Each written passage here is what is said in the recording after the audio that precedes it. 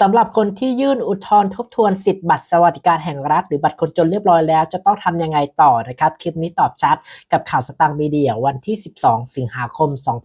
2569นะครับสำหรับคนที่ยื่นทบทวนแล้วนะครับจะมีการประกาศผลในวันที่30กันยายนนี้นั่นหมายความว่าคุณจะต้องรอการประกาศผลนะครับวันที่30กันยายนหากคุณได้ไปต่อนะครับรายเก่าจะได้รับเงินนะครับเข้าบัตรคนจนเลยนะครับคือวันที่1ตุลาคมเป็นงวดใหม่แต่ถ้าหากว่าคุณไม่ได้ไปต่อก็ถือว่าเป็นการสิ้นสุดการลงทะเบียนแล้วนะครับในอนาคตอาจจะต้องรอสิทธิ์สวัสดิการแห่งรัฐในโครงการอื่นๆจากรัฐบาลอีกทีนะครับดังนั้นแล้วใครที่ไปยื่นทบทวนเรียบร้อยแล้วนะครับให้พิมพ์คอมเมนต์มาว่ายื่นแล้วส่วนใครยังไม่ยื่นนะครับก็ต้องรีบไปยื่นนะครับเปิดให้ยื่นอุทธรณ์ได้ภายในวันที่31สิงหาคมนี้แล้วอันนี้ก็จะครึ่งเดือนแล้วใครที่ยังไม่ไปยื่นก็ไปยื่นได้นะครับจัดที่